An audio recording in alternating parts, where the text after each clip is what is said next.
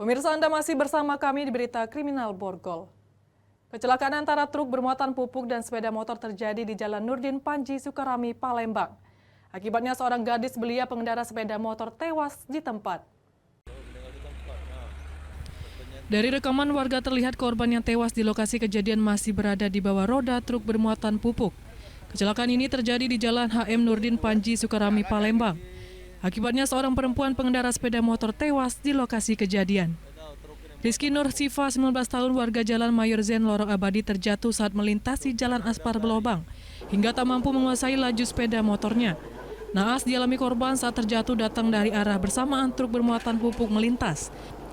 Akibatnya korban terlindas dan terseret hingga beberapa meter. Truk bernopol BG 8645UW yang dikemudikan Andika warga Sukajadi, Banyuasin tak mampu menghindar saat sepeda motor bernopol BG 3278JAB yang dikendari Nur Siva terjatuh. Kakak korban yang mendatangi kamar jenazah tak kuasa menahan tangis melihat jasad sang adik. Kakak korban mengetahui adiknya terlibat kecelakaan mendapat kabar dari ketua RT di tempat tinggalnya. Pertama kali mendapat informasi tadi dari mana, seperti apa? Infonya langsung dari RT rumah tuh lah, dari Lorong Cibeda itu ngabari bahwa ada kecelakaan di Jalan Nurdin Panji gitu. Sempat aku belum percaya juga kan. Setelah dikirim video, memang benar korban tuh adik aku.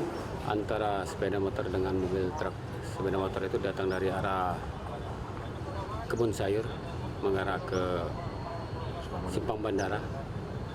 Saat berjalan, motor tersebut masuk ke dalam lubang yang dikeruk, yang terjatuh langsung korbannya ke depan mobil dump truck, kemudian terseret.